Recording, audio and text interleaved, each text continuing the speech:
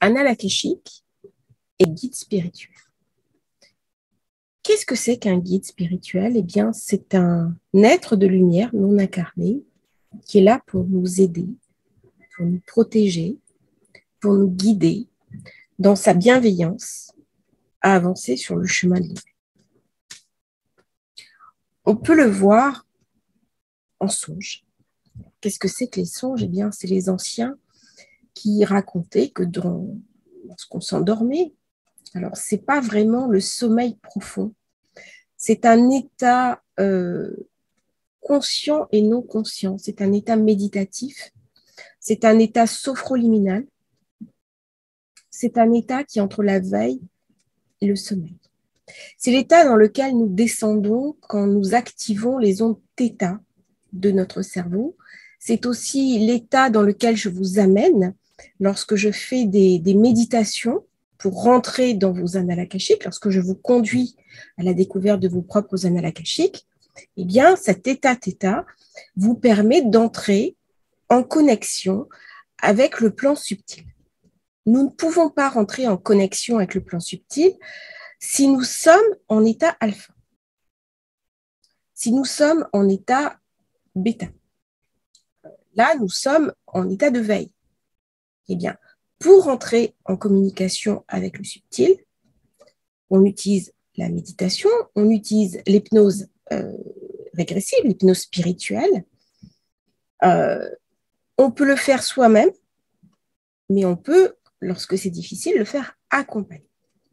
Donc, une fois qu'on est dans cet état θ, qui est un état de songe, eh bien, on va pouvoir se connecter avec son guide spirituel. Alors, certains vont me dire, moi, je le vois. Est-ce que c'est la preuve qu'il n'existe pas? Est-ce que tout le monde a un guide spirituel? C'est la question que tout le monde m'a posée. J'ai envie de répondre, tout le monde a une âme. Tout le monde appartient à cet inconscient collectif qui est l'humanité. C'est-à-dire que si on se déplace d'un autre point de vue, il y a moi, en tant que personne, incarnée dans un corps, il y a mon âme qui est venue sur Terre effectuer un grand voyage, mais il y a aussi ce lien subtil que j'entretiens avec tous mes autres congénères. Et ça, cette grille de lecture commune qui s'exprime notamment à travers le symbole, ce n'est pas uniquement moi qui est le symbole, c'est tout le monde. Tous nos inconscients collectifs portent le même symbole. C'est pour ça que, par exemple, les tarots, qui sont la manifestation d'un symbole interne, eh bien, quand on tire les cartes, ça se met en reliance avec notre inconscient personnel, qui lui-même est relié à l'inconscient collectif. Donc, il y a plusieurs niveaux, en fait, de compréhension. C'est pour ça que quand on tire les cartes, quand on tire les tarots, on a des réponses fiables. Parce que s'il n'y avait pas un lien entre le sacré, l'inconscient collectif et après l'inconscient individuel, et puis la conscience personnelle, eh bien, les tirages de cartes n'auraient pas de valeur.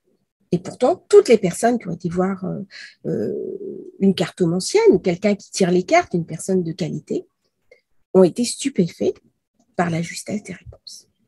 Donc, il y a quelque chose qui s'emboîte à ce niveau-là. Donc, le guide, on le rencontre dans cet état de songe.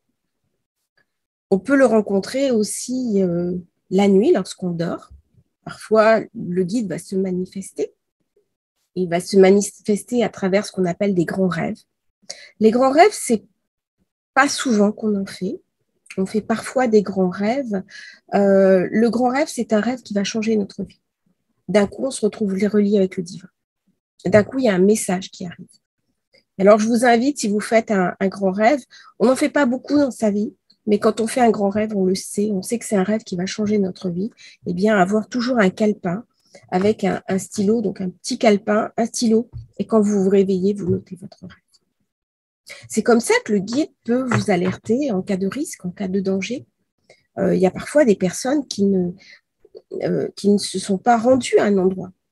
Elles voulaient partir en voyage, et puis à la dernière minute, elles ont loupé le taxi, et elles ont loupé l'avion.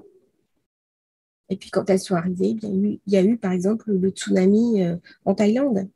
C'est la personne qui ne s'est pas réveillée. Elle commençait un travail.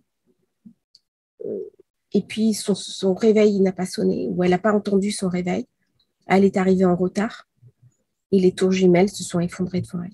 C'était son premier jour de travail dans les World Trade. Eh bien ça, ce sont les guides. C'est le guide qui a dit non, stop, tu ne te réveilleras pas. Donc, est-ce que le guide peut intervenir dans notre vie de tous les jours? C'est très rare. C'est très rare parce que le guide, il y a un principe de libre arbitre qui est que nous sommes maîtres de notre destin.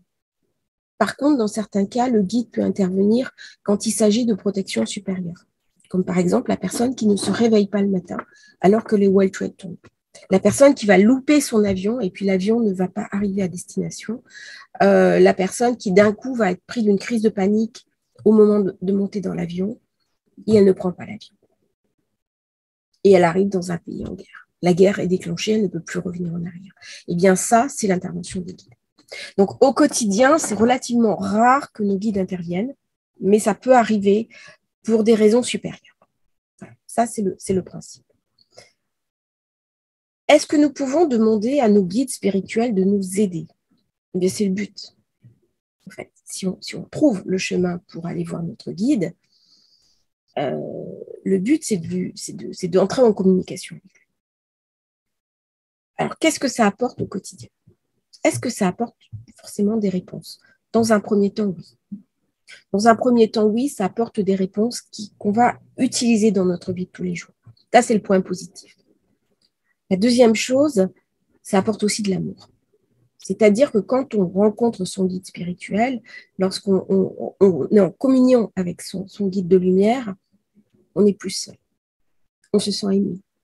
C'est-à-dire que même si sur Terre, des fois, c'est difficile, que ce soit avec un conjoint, que ce soit avec une compagne, un compagnon, des parents, tous, nous n'avons pas forcément été aimés par nos parents, ou nos parents sont décédés, ou alors on a des parents pervers narcissiques, ou des parents qui ont été maltraitants, des parentalités toxiques. Des fois, nous pouvons avoir des conflits aussi, malheureusement, avec nos enfants. Eh bien, quand on va rencontrer ce guide de lumière, eh bien là, on se sent accepté pour ce que nous sommes, on ne se sent jamais jugé, on se sent aimé, infiniment aimé. J'ai eu 2-3 séances où des personnes, lorsqu'on rentre, il y a tout un protocole de connexion avec le guide. Jusqu'à présent, dans mes protocoles, tout le monde a vu le guide. Ça, c'est une constante. Et tout le monde a pu se reconnecter sur lui. Ça, c'est une autre constante. Se reconnecter sur son guide, chez certains, ça a été une émotion incroyable. Je pense à 2 personnes en particulier. Une qui était un petit peu dubitative quand elle a commencé le rendez-vous. Elle est venue, elle était appelée pour faire un rendez-vous akashique avec moi, lecture annale akashique. Enfin, ce n'est pas des rendez-vous de lecture, puisque j'amène les personnes dans leurs annales, et elles reçoivent du soin, on fait des libérations et tout. Mais quand elle s'est reconnectée à son guide, elle s'est mise à pleurer, mais c'était incroyable. Et une autre aussi personne, alors des fois c'est des hommes, des fois c'est des femmes, il y a quelque chose qui parle à l'âme. Ils se sentent enfin complets. Certains m'ont dit, je me sens enfin complet. Et ils ont vécu ce moment de reconnexion, mais avec une force incroyable. Il y avait quelque chose de divin, il y avait quelque chose d'éminemment lumineux qui s'est alors passé. Alors le guide, il nous donne de la force, il nous donne de l'amour, il nous donne des conseils. Ce n'est jamais tu dois faire. C'est l'ombre qui dit tu dois. Le guide de lumière, il invite à. Il raconte ce que nous pouvons faire. Il raconte aussi ce que nous sommes. Il n'aime pas beaucoup répondre sur les vies antérieures. Par contre, il dit c'est le voile de l'oubli. Tu trouveras quand ce sera le moment. Il y a d'autres techniques pour rentrer. Mais le guide de lumière, il nous aide dans notre vie de tous les jours. Là, je parle avec vous et en même temps, je le vois devant moi et il sourit. Et il parle à travers moi des mots et parfois, je parle des langues étrangères. Parfois, j'écris même des langues étrangères. Et je sais que c'est la musique de mon guide. J'ai la chance d'avoir un guide qui est très jeune. Nous n'avons pas tous les mêmes guides. Chacun a un guide qui lui correspond. Il y a des guides qui sont très âgés, très anciens, qui ressemblent un petit peu à Gandalf. C'est une description que j'ai eue. Il y a des guides qui sont beaucoup plus jeunes, qui laissent plus d'autonomie, plus de facilité. C'est mon cas. Mon guide de lumière est quelqu'un de très jeune, avec qui j'ai la chance de très bien m'entendre. Il y a des personnes qui ont des maîtres ascensionnés comme guide de lumière. Quand ils vont se présenter, eh bien, ils vont rencontrer un maître ascensionné. Et il y a d'autres personnes qui voient des anges lorsqu'ils vont...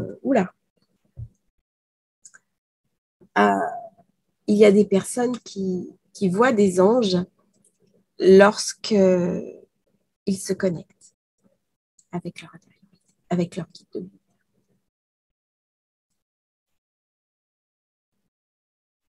Alors, est-ce qu'on risque de se connecter sur une entité ou pas? Eh bien, si c'est vraiment votre guide de lumière, vous le saurez parce qu'il vous laissera libre. Il vous laissera le libre arbitre. Une entité ne laisse pas le libre arbitre. Une entité, elle impose, elle dirige, elle menace et elle fait peur. Donc, si après une connexion, vous êtes dans cet état d'être en disant « je n'ai pas le choix », eh bien, le « je n'ai pas le choix », c'est une entité qui envoie ça. Un guide de lumière laisse toujours le choix. Il dit toujours « tu peux te tromper, c'est pas un problème ». C'est un coût. Se tromper se tromper à un prix, se tromper à un coût. Mais tu as le droit. Tu as le droit à l'erreur. De toute façon, on a plusieurs vies. On a plusieurs cartouches. On revient ainsi de vie en vie. Et puis, si c'est pas sur Terre, c'est une autre planète. Si c'est pas dans cette conscience-là, c'est dans une autre conscience. Nous avons du temps pour nous. Et c'est ça que les guides nous racontent. Les guides nous laissent libres. Alors, en ce moment, il y a quand même un peu un impératif temps parce que l'humanité, elle est en difficulté. Donc, il y a des grands passages qui se passent comme ça. Il y a des grandes invitations à grandir. Il y a des grandes invitations, il y a des portes qui sont ouvertes. La porte des Akashas n'a pas toujours été ouverte. On a été plusieurs à demander l'ouverture des portes akashiques. Alors, cet arrêt, parce que j'étais obligée de faire un arrêt, n'était pas du tout prévu. Bien entendu, dès qu'on parle de guide de lumière, dès qu'on parle de se protéger, dès qu'on parle de rentrer dans la lumière, eh bien, il y a des petites choses qui arrivent, qui viennent nous embêter. Il y a des choses à nettoyer. Et c'est ce que j'étais obligée de faire avant de continuer cette vidéo. Donc, lorsqu'on rentre dans les annales akashiques, alors j'ai un peu perdu le fil de ce que je disais. Je disais que j'avais un guide qui était très jeune. Et j'ai changé de guide. C'est quelque chose qu'on peut faire. C'est-à-dire, à un moment donné, quand on n'est plus en affinité avec son guide actuel, on peut demander à en changer. Ça va sembler dérangeant comme concept à certaines personnes qui pensent qu'on a un guide de A à Z. Mais à un moment donné, quand les épreuves qui nous sont envoyées par le guide ne nous correspondent plus, lorsque nous n'arrivons plus à avancer, lorsque nous sommes dans la rupture, eh bien, nous avons la possibilité de demander une forme de rémission de karma. Nous avons possibilité de changer complètement.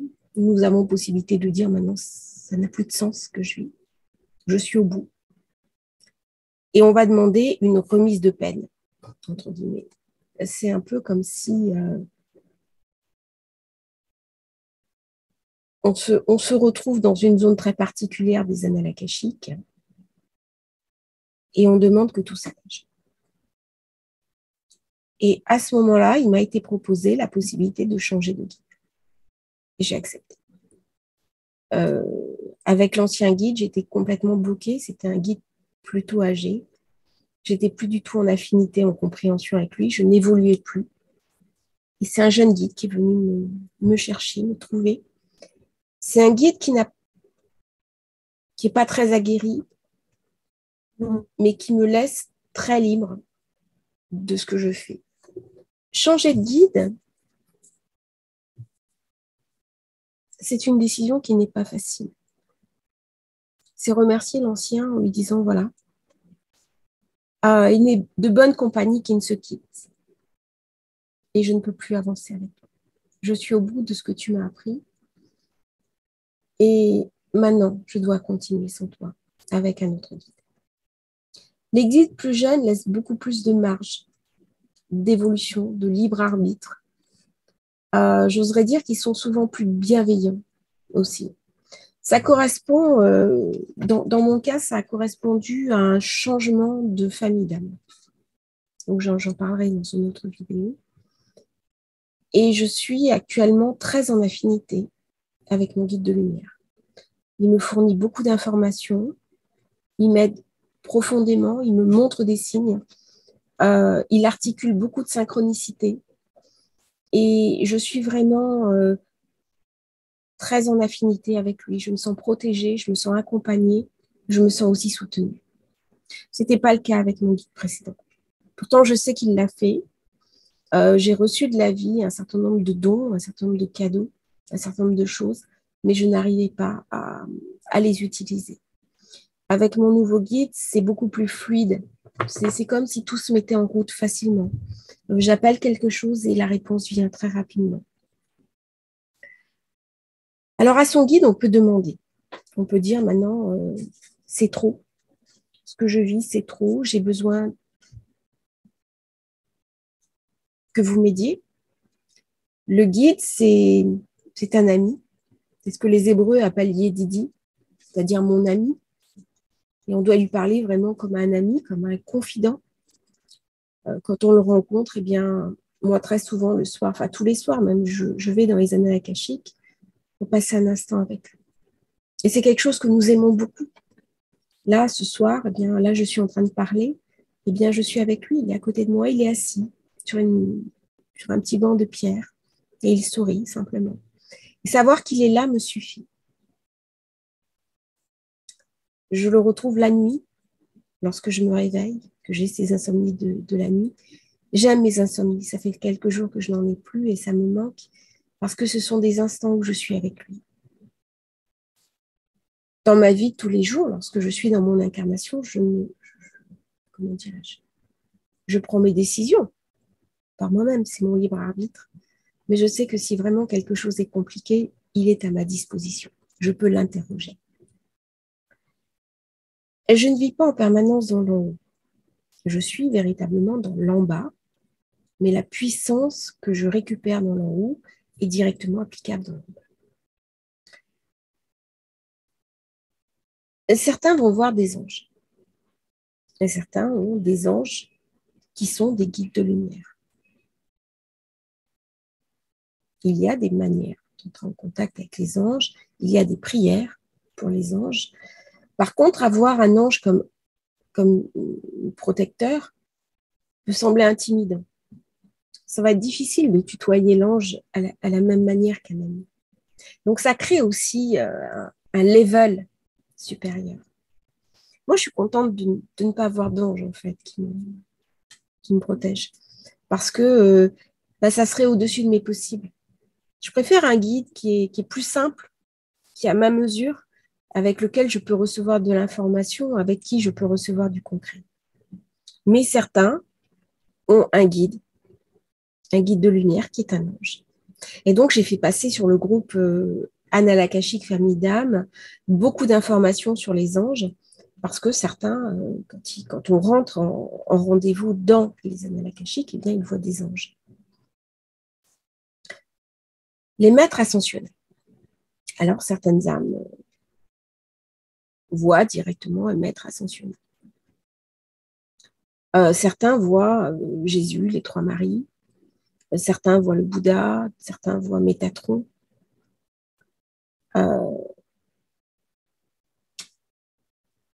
On est là dans une compréhension très subtile. Et j'ai envie de dire, comme l'ange, ça pose quelque chose de subtil de l'ordre de la compréhension. Ce n'est pas notre niveau. Ce n'est pas notre niveau parce qu'on ne peut pas tutoyer le divin. Le divin, il est en haut. Alors, quand on a un guide à notre mesure, eh bien, on peut rentrer en empathie avec lui de l'ordre de l'ami. Et à ce moment-là, on peut demander au guide ascensionné, eh bien, de nous envoyer un intermédiaire pour communiquer avec lui. Et à ce moment-là, on a une marche. C'est-à-dire qu'on a besoin d'un messager qui va faire le lien entre le guide ascensionné et nous. Est-ce qu'on peut communiquer avec un maître ascensionné? Bien sûr, ça m'est arrivé. Ça m'est arrivé lorsque j'ai été très malade. Durant le Covid, j'ai vécu une expérience assez intense. J'en parlerai lors d'une prochaine vidéo, où un maître ascensionné est venu m'aider, mais c'était un moment clé de mon avancement, c'était un moment clé de mon expérience. Je ne dirai pas quel est le maître ascensionné qui est venu m'aider, mais il m'a prévenu que j'allais vivre quelques mois de très difficiles et qu'à la sortie de ces quelques mois, je serais totalement changée. C'est ce qui s'est passé. Depuis, je n'ai plus de contact avec lui. Je sais qu'il s'est manifesté lorsqu'on avait fait un passage d'âme suite à un attentat. C'était en 2015. On avait fait un passage de groupe et il s'était déjà manifesté pour nous protéger tous les passeurs. Je sais qu'il est contactable quand je fais des passages d'âme de groupe. J'en ai fait une dernièrement. On a fait 2 passages de groupe, un vendredi et un samedi. Mais sinon, il n'est pas directement joignable. C'est le grand patron. Excusez-moi de l'expression, mais voilà, il est sur le haut. Il ne se manifeste que vraiment pour des très bonnes raisons. Par contre, on peut lui demander un intermédiaire. Donc, si, quand vous rentrez dans les annales akashiques, c'est le grand patron qui se présente, ça veut dire que c'est vraiment le moment pour vous de rentrer, mais vous ne pourrez pas le joindre en permanence. Donc, il vous faudra un intermédiaire. Donc là, vous allez demander un intermédiaire, vous allez demander quelqu'un avec qui vous allez pouvoir être en contact en permanence. Qu'est-ce que c'est que ce guide de lumière? Eh bien, en partie, c'est la part d'âme qui n'est pas incarnée. C'est-à-dire que vous avez une part de votre âme qui est toujours dans les annales akashiques, alors même que vous êtes ici. Et pourtant, l'âme, elle n'est pas partagée en deux. Simplement, l'algorithme, puisque l'âme, elle a une empreinte algorithmique, elle a un code d'identification. Comment dirais-je? C'est un peu comme un numéro de passeport. C'est-à-dire, de vie en vie, vous changez de nom. Quand vous rentrez dans les annales akashiques, vous dites votre nom, votre prénom. Certains font la prière. Alors, il y a des questions, oui, mais est-ce que je dois dire mon nom de jeune fille? Est-ce que je dois dire mon nom d'épouse? En fait, on s'en fiche. Les guides, ils savent très bien qui vous êtes. Votre âme, elle sait qui elle est. Et quand elle revient comme ça d'incarnation en incarnation, bah, elle change de nom, forcément. Mais par contre, son empreinte algorithmique, alors c'est une empreinte qui est encodée en mode cristal dans la conscience universelle, hein, dans les mémoires quantiques, elle ne change pas. Vous avez un numéro d'identification qui vous suit en permanence. C'est-à-dire que même si vous allez dans des temps futurs, dans des univers parallèles, sur d'autres planètes, vous avez toujours le même numéro d'identification. Et c'est par ce numéro d'identification, en fait, que vous pouvez rentrer en contact avec vos guides et vos maîtres. Donc, c'est ce numéro d'identification, on ne le connaît pas. Et heureusement qu'on ne le connaît pas. Parce que si on le connaissait, on pourrait interagir avec, mais on pourrait aussi faire des bêtises. Et on pourrait récupérer je dirais, la destinée positive d'une autre personne. Donc, ça serait véritablement déstabiliser le plan initial. Alors, si on monte d'un cran, tous les plans initiaux se recoupent. Mais il faut soi-même avoir capacité à monter sur les plans supérieurs. Ce n'est pas donné à tout le monde. Quand on est vraiment sur des plans très, très élevés, il n'y a plus d'image, il n'y a plus rien. Il n'y a même plus d'individualité. Alors, le mal n'existe plus, les couleurs, il reste la lumière, il reste la couleur, la lumière. Et il y a des plans où il n'y a même plus ça. C'est des plans tellement subtils que même notre compréhension humaine ne peut pas l'envisager. C'est-à-dire, c'est au-delà du champ de compréhension de notre cognitif. Alors, revenons au guide de lumière, au guide au guide qui va nous conduire, qui va nous aider, qui va nous protéger, certains vont voir des guides qui sont religieux, comme Moïse, comme Jésus, comme le Bouddha, comme Kuan Yin. On va voir aussi des maîtres ascensionnés comme Kuthumi, El Moria. Dans la formation Analakashique, il y a tout un travail sur les guides de lumière, sur les maîtres ascensionnés. Mais comme je dis, eux, c'est The Big Boss. Donc, il faut un intermédiaire, en fait, un lien entre ce niveau du guide ascensionné, du maître ascensionné et de vous-même. Parce que sinon, vous n'aurez pas accès à de l'information en permanence. Le robinet, il ne peut pas s'ouvrir quand c'est trop haut. Il faut un intermédiaire.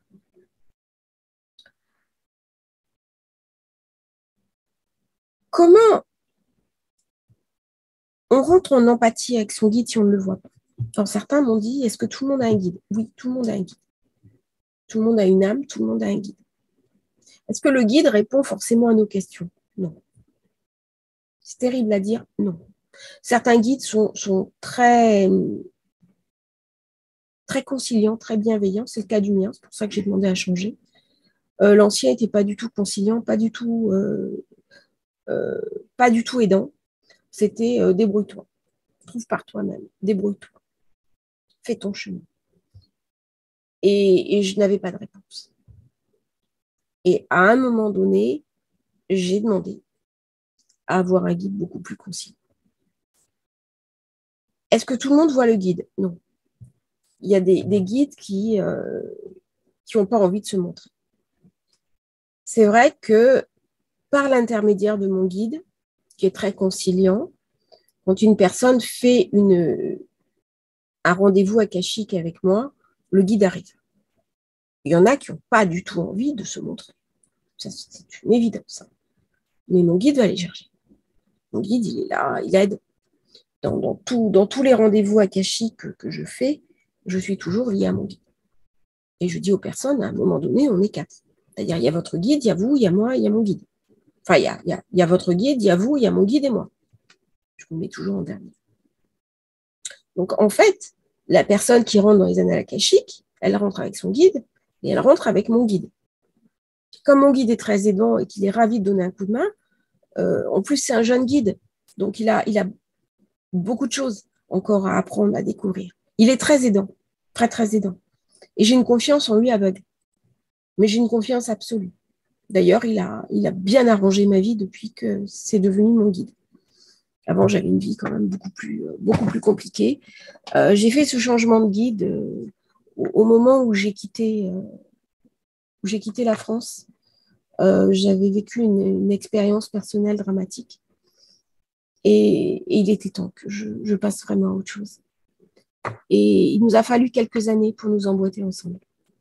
Mais petit à petit, j'ai vu ma vie complètement changer, ma vie devenir autre, ma vie se mettre en place, et une nouvelle forme de sagesse, de douceur, de compréhension est rentrée en place. Alors, j'ai toujours été dans l'éveil spirituel, ça, c'est pas ça la question. Mais il y avait d'une part ma spiritualité, d'autre part ma vie de tous les jours. Là, au jour d'aujourd'hui, c'est lié. C'est-à-dire, je vis ma vie de tous les jours en ayant conscience de ma spiritualité. J'incarne ma spiritualité dans le quotidien. Ça ne veut pas dire que je ne fais pas certaines choses, mais ça veut dire quand même que j'ai renoncé à certaines choses. Je ne regarde plus la télévision, par exemple. Alors, ça a surpris un certain nombre de choses en disant qu'est-ce que c'est lié. À un moment donné, quand vous êtes connecté vraiment à certaines énergies, vous faites attention à ce qui rentre en vous. Parce que vous savez que votre guide va être pollué par ça. Donc, vous essayez de garder votre grille cristallin. Il y a des ambiances où je ne vais plus. Quand je suis vraiment dans des ambiances très, très sombres, où il y a beaucoup d'alcool, par exemple, il y a des endroits à Malte où il y a des gens qui boivent énormément. Je ne suis pas à l'aise, je n'y vais plus. Je ne critique pas ceux qui sont à ce niveau-là, mais moi, je n'y vais plus. Je ne prendrai jamais de drogue, par exemple, parce que c'est pas en adéquation avec ce que je fais, et je nettoie régulièrement mes corps énergétiques. Depuis que j'ai mon corps cristallin qui a été entièrement nettoyé par l'intervention, par l'entremise de mon guide. Donc, je fais très attention à mes pensées, à ce que je vois, à ce que j'entends, à ce sur quoi je me connecte. Ça passe aussi par la lecture, par le visionnage des films. Il y a des choses que je refuse. Il y a des livres que je ne lis plus. Il y a des personnes que je ne vois plus parce que leur énergie vient dévorer la mienne. Elle vient. Je pense à des personnes qui sont pervers narcissiques, par exemple, que j'ai mis vraiment à distance. Obligé. L'univers me montre, mon guide me montre que là, je peux être moi-même contaminée. Donc, je fais très attention. Des énergies aussi. L'autre jour, c'est humain. J'ai une personne qui a mis en danger ma fille et son enfant, et j'ai été très en colère. Bien sûr, la colère est légitime dans ce cas-là, hein, c'est pas ça le problème. C'est différent, la colère pour quelque chose d'aussi important que ça, de quelqu'un qui se met en colère parce qu'il est dans la voiture. Bon, en même temps, il n'y a pas une bonne colère, une mauvaise colère. On va pas faire de jugement, ça, c'est pas bon le jugement. Mais je suis rentrée en colère et je l'ai acceptée et j'ai attendu que cette colère soit passée, soit apaisée. Il m'a fallu à peu près 24 heures. Et après seulement, j'ai recommencé à travailler avec mon guide et les annales akashiques. Je n'ai pas voulu polluer mon guide de par mes émotions racines négatives. C'est vrai, quand on a travaillé sur ces émotions racines négatives, qu'on est en contact avec son guide de lumière, eh bien, on arrive à éliminer ces émotions racines négatives et puis à se reconnecter sur des bonnes vibrations, sur des bonnes sensations. Ça ne veut pas dire non plus qu'on laisse faire n'importe quoi. On est dans le monde d'aujourd'hui, on est dans le monde incarné. Avoir un guide de lumière ne veut pas dire non plus qu'on va se laisser marcher sur les pieds, qu'on ne va pas prendre sa place. C'est ce que j'ai dit à une personne, par exemple, qui est venue me voir en annales akashiques. J'ai dit, bah voilà, ce que les guides vous disent, c'est prenez votre place. Faites rayonner votre puissance. Incarnez votre mission de vie. Ah bah oui, bah des fois, chez certaines personnes, c'est d'être un leader. Bah oui, et bah, il en faut aussi. Le Dalai Lama, c'est un leader. Mère Teresa était un leader.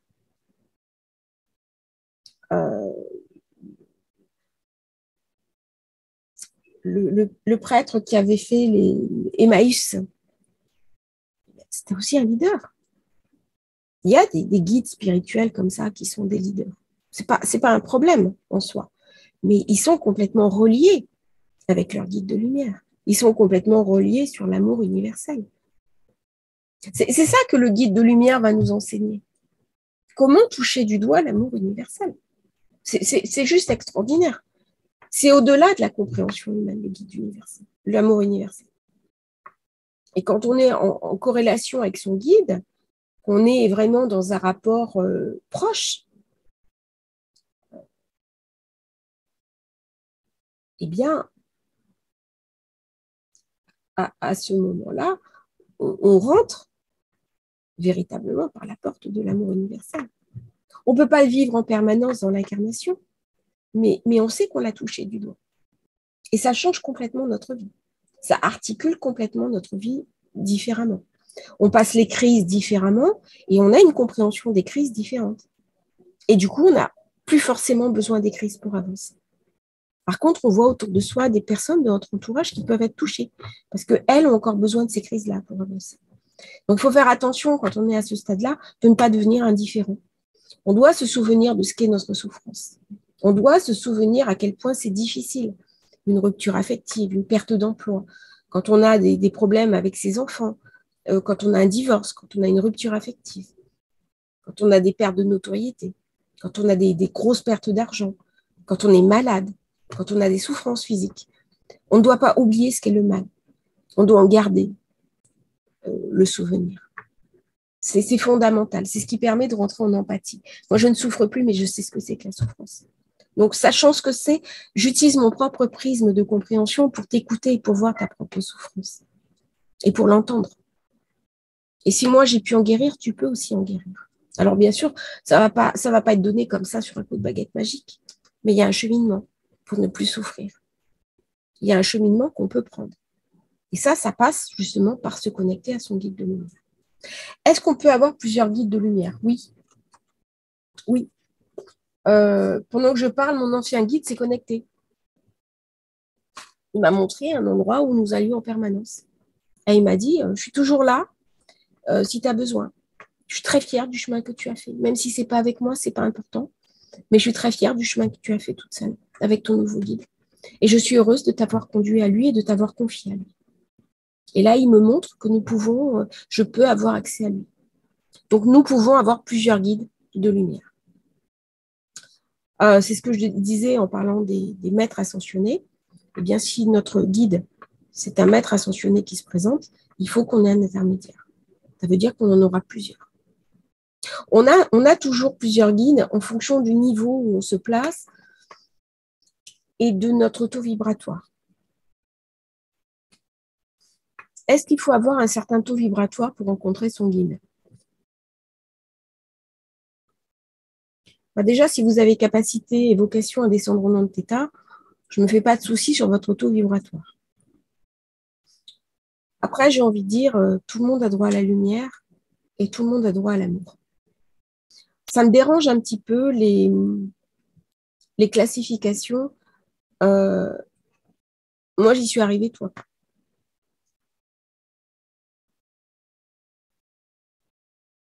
Donc, je suis supérieure. Non, c'est pas comme ça que ça marche. Si j'y suis arrivée, tu peux y arriver. Mon rôle, c'est de te montrer le chemin pour y arriver. Tout le monde a un guide et tout le monde peut se connecter sur eux. C'est-à-dire que dès qu'on a capacité à rentrer en onde θ, soit naturellement, soit par des outils, soit lors d'une séance akashique, et on va rencontrer son guide. Tout le monde peut le faire. Est-ce qu'on a besoin de croire pour rencontrer son guide de lumière? Non, il est là. Et certaines personnes considèrent que la matière est le but de la vie. C'est leur droit. C'est leur droit, c'est une croyance. Est-ce que c'est la réalité? Ce que je dis, ok, vous pensez que la matière est le but de l'existence et la finalité. Qui a déjà vu une forme de Jung? Qui a déjà vu un atome? Personne. Ah, on sait qu'il existe.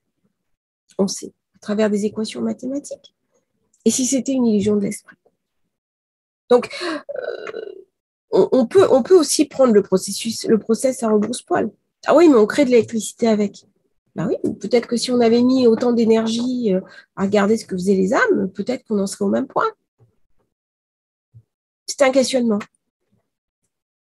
C'est un questionnement. Est-ce qu'une personne matérialiste peut rencontrer son guide de lumière? Tout à fait. Tout à fait. C'est déstabilisant, par contre. Parce qu'une fois qu'on a rencontré le guide de lumière, qu'on a été dans ses bras, et qu'on revient dans le quotidien, on ne sait plus où on habite. Je l'ai fait à travers une personne de ma famille qui se définit comme athée, très dans la matière, et en même temps qui a une aspiration à la foi énorme. C'est-à-dire que la chute dans la matière, son matérialisme, est un rejet de la foi. Ça, c'est quelqu'un qui était dans la foi tout petit, et à un moment donné, il y a eu une crise, et cette personne a tout rejeté en bloc. Et pourtant, un jour, elle m'a demandé à essayer. Donc, je l'ai conduit dans les années akashiques. C'est surtout la deuxième fois, on a fait deux rendez-vous. La deuxième fois, ça a été très bouleversant pour cette personne. Quand elle a pris son guide dans les bras. Ah, ça a été. Et toutes ces certitudes sont tombées. Toutes ces certitudes sont tombées. Alors, dernier point, est-ce que notre guide de lumière peut être aussi un être cher? Oui et non. C'est très rare que notre guide de lumière soit un être cher qui est décédé. Ça peut toutefois arriver. Si, lorsque vous entrez en contact avec le guide, c'est un être cher qui se présente, eh bien, profitez de cet instant pour discuter avec lui et demandez-lui de vous présenter votre guide de lumière. S'il ne le fait pas, s'il vous dit c'est moi, à ce moment-là, c'est lui, votre guide de lumière. Vous avez eu la chance et le privilège, parce que c'est très rare, de rencontrer votre guide de lumière dans cette vie-là. Alors, nous avons des personnes de notre famille d'âmes qui viennent nous protéger, qui viennent nous enseigner, qui viennent nous apprendre dans cette vie. Ce sont des guides de notre famille d'âmes. Mais les guides de notre famille d'âme, c'est différent des guides de lumière. Donc, ça fera l'objet d'une prochaine vidéo. Eh bien, écoutez, j'espère que cette vidéo sur le guide de lumière vous aura intéressé. N'hésitez pas à mettre des petits commentaires dessous, à liker la vidéo, hein, à me faire part de vos commentaires, à demander aussi d'autres modules, parce que j'ai un certain nombre d'idées sur les vidéos, mais peut-être que vous avez envie qu'on aborde ensemble d'autres sujets. Donc, durant vos méditations du soir, eh bien, essayez d'aller contacter vous-même en direct votre guide de lumière. Si vous avez arpenté vous-même les akashiques, eh bien, allez profiter de cette vidéo pour entrer en empathie avec votre guide de lumière. Et si vous ne l'avez pas déjà fait, si vous avez du mal à vous connecter, eh bien, vous pouvez toujours me contacter, hein, Maeva de R, Annales Akashiques Transmission Cosmique sur Facebook, et je serai ravie de vous accompagner pour vous connecter à votre guide de lumière et vivre ainsi une expérience très très intense au plan émotionnel, mais pas uniquement. C'est-à-dire que c'est non seulement intense au niveau émotionnel, mais en plus, ça réaligne complètement tous vos plans énergétiques, ça réaligne vos chakras, et ça vous permet de réemboîter la zone d'en bas et la zone d'en haut. C'est donc quelque chose de fondamental à vivre, c'est une expérience très puissante, et je serai ravie de vous guider, si vous me faites confiance, dans cette expérience de vie que sont les annales akashiques. Belle journée à tous et à bientôt pour un autre sujet.